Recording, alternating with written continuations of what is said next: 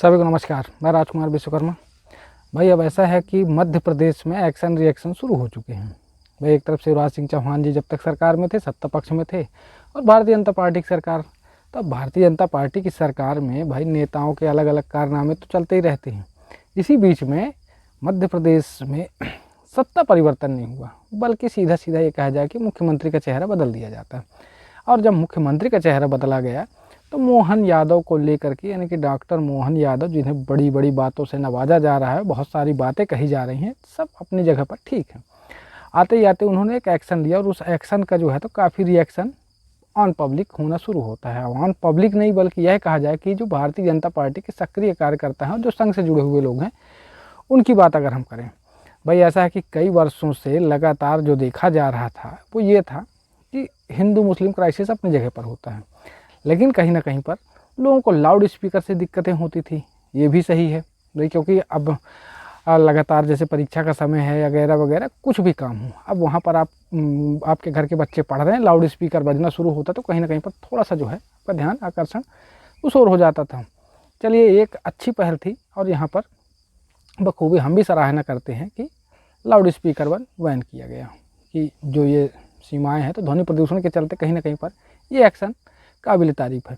लेकिन दूसरी बात जो सामने आ रही है उसको लेकर के ख़ास तौर पर कुछ बातें जो हैं आज हम अखबार की सुर्खियों में पढ़ रहे थे कि बहुत हद तक कि भाई मध्य प्रदेश के नवनिर्वाचित सरकार के मुखिया श्री मोहन यादव जी ने कैबिनेट में कल 2 महत्वपूर्ण निर्णय लिए। एक, खुले में मांस एवं अंडे की बिक्री पर सख्ती तथा धार्मिक स्थानों पर जोर जोर से बजते हुए लाउड स्पीकर पर रोक। दोनों समस्याएं और सामान्य जनजीवन पर के लिए बहुत बड़ी परेशानी का सबब थी। ठीक है, अब भाई सवाल तो यहाँ पर यह भी उठता था कि आपने मांस व अंडे की दुकानों को लेकर के आपने अच्छे खासे नियम तो ला दिए सामने, लेकिन दूसरी तरफ मध्य प्रदेश में लगातार कई वर्षों से एक बात को लेकर के प्रोटेस्ट किया जा रहा था कि शराब की दुकानों को, खासतौर पर शराब की जो सरकारी दुकान है जो ठेके में चल रही हैं, उन्हें शहरी आबादी वाले क्षेत्र से बाहर किया जाए। तो क्या वो हुआ? उसके लिए मोहन यादव जी एक शब्द नहीं कहते। हो सकता है आने वाले समय में कहें, जब इस बात का मुद्दा उठना शुरू हो कि शहर के अंतराल बीचों बीच जहाँ पर शराब की दुकानें हैं उनका स्थानांतरण शहर से बाहर की ओर किया जाए, यानी कि आबादी वाले क्षेत्र से बाहर कर दिया जाए। भाई दूसरी तरफ कहीं ना कहीं पर यह सवाल उठ करके सामने आता है कि डॉक्टर मोहन यादव जो कि पढ़े लिखे काफ़ी बहुत शिक्षित व्यक्ति होते हैं, उन्होंने जो है तो मुख्यमंत्री पद की कमान संभाल ली मध्य प्रदेश की, लेकिन उनके मुख्यमंत्री पद की कमान संभालने के बाद क्या उन्होंने कभी इस बात का जिक्र किया कि भाई हम शिक्षा व्यवस्था को लेकर के हम जोर डालेंगे? कभी स्वास्थ्य की सुविधाओं पर मुद्दा उठा?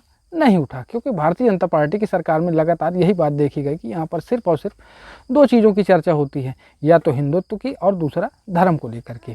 तो भाई यहाँ तक तो ठीक है कि आप ये सारी चीज़ें, ठीक है कि हम सनातन धर्म के लोग हैं तो हमको ये सारी चीज़ें बहुप्रिय होती हैं और लगातार हमारा प्रयास ये होता है कि हम हर तरह से जो है तो इन सब चीज़ों के लिए संकल्पित हों। लेकिन सवाल यहाँ पर यह है कि प्रदेश लेवल की जो स्थितियाँ हैं, खास तौर पर चिकित्सा व्यवस्था को लेकर के और स्वास्थ्य सुविधाओं को लेकर के, तो इनमें किस तरह की गतिविधियाँ बनने वाली हैं और जो सामान्य तौर पर जो स्थितियाँ देखी जाती हैं भाई, क्योंकि आपकी अगर बेसिक संतुलन की अगर हम बात करें तो हमारे समाज की जो सबसे बड़ी इकाई है वो स्वास्थ्य और शिक्षा है। लेकिन उस स्वास्थ्य और शिक्षा के बीच में एक जो पहलू हमारे सामने आता है वो होता है सरकार का, कि हम कितने व्यवस्थित थे और कितनी अच्छी व्यवस्था हमको मिलने वाली है। क्योंकि सरकार का गठन होना भाई सीधी सी बात है कि पूरे प्रदेश की कमान आपके हाथ में होती है। भाई 20 वर्षों में कभी हमने ये नहीं सुना कि शिक्षा और स्वास्थ्य और रोजगार के मुद्दे को लेकर के, और जो चौथे पायदान पर होती है महंगाई को लेकर के, किसी तरह का कोई प्रोटेस्ट नहीं किया जाता और ना ही कोई इस पर बात करना चाहता है, चाहे भारतीय जनता पार्टी हो या फिर चाहे कांग्रेस हो। भाई यहाँ पर जो स्थितियाँ बनती आई हैं, लगातार उन स्थितियों को देख करके एक आकलन और अंदाज़ा तो यहाँ पर लगाया जा सकता है कि जो धरातल से जुड़ी हुई स्थितियाँ थी, उन स्थितियों को लेकर के कोई भी सामने नहीं आना चाहता। ठीक है यहाँ तक, लेकिन अभी वर्तमान में जिस तरह से एक्शन रिएक्शन की जो फिल्में हमें दिखाई जा रही हैं, भाई सीधी सी बात है कि यहाँ पर जिस तरह का एक्शन का रिएक्शन हमें बताया जा रहा है, अखबार की सुर्खियों में बताया जा रहा है, लगातार सोशल मीडिया में प्रोटेस्ट हो रहा है और ये बात लिखी जा रही है कि नए सीएम के माध्यम से ये सारी चीज़ें कर दी जाती हैं। लेकिन क्या इनके जो चिल्लू पिल्लू लोग हैं उन्होंने कभी इस बात का जिक्र किया कि भाई आप जो है ये सारी गतिविधियाँ ठीक है चलती रहेंगी, लेकिन क्या आपने कभी बेहतर शिक्षा की बात की? क्योंकि आज आप ये क्यों मैं कह रहा हूँ, ज़रा इस बात को गहराई से समझिएगा। भाई देखिए, आज के डेट में ऐसा है कि कोई भी ग्रामीण क्षेत्र हो, शहरी क्षेत्र हो या विधानसभा क्षेत्र हो, लोकसभा क्षेत्र हो, तो तय है कि उनकी पूरी आबादी का आकलन आप करिए और उस आबादी के आकलन के बाद आप ये तय करिए कि कितने ऐसे वर्ग हैं जो गरीबी रेखा के नीचे हैं और कितने ऐसे लोग हैं जो बाहर मजदूरी करने जा रहे होते हैं। भाई सीधा मुद्दा रोजगार से जुड़ा हुआ होता है। दूसरी तरफ यहाँ पर ये जो मांस और मदिरा मतलब सारा मांस और अंडे की जो दुकान थी, इसको लेकर के ठीक है आपने बखूबी अच्छा नियम निकाला, लेकिन सवाल यहाँ पर तो ये उठता है घूम फिर करके कि जो शराब की दुकानें हैं उनके लिए आप कौन सा एक्शन ले रहे हैं? भाई क्यों? क्योंकि शराब से इनको राजस्व का बराबर टैक्स वगैरह सब कुछ जा रहा होता है, इसलिए वहाँ पर ये बात नहीं करते। भाई एक सीधा सा फंडा है और एक से उस फंडे के आधार पर अगर हम देखें तो मैनेजमेंट का जो सिस्टम है वो फेलवर नज़र आता है। क्यों फेलवर नज़र आता है हम आपको बताते हैं। भाई आपको पता होना चाहिए कि अगर सबसे अधिक कहीं टैक्स वसूला जाता है तो वो कहाँ से जाता है, तो आपको पता होना चाहिए कि सबसे महंगे राज्यों में हमारा मध्य प्रदेश भी होता है, जहाँ पर सबसे अधिक वैट टैक्स, रोड टैक्स, चाहे किसी भी तरह के टैक्स की बात करिए वो सबसे अत्यधिक होता है। तो इस पर क्या डॉक्टर मोहन यादव कुछ कहना चाहेंगे? कभी कुछ नहीं कहेंगे। क्यों? क्योंकि उनका जो रिमोट कंट्रोल है वो कहीं और होता है और ये अपनी जगह पर स्थायी रूप से चल रहे होते हैं। भाई सीधी सी बात है, जो आपके हुक्मरान आकाओं का जो ऐलान होगा आप वही करोगे।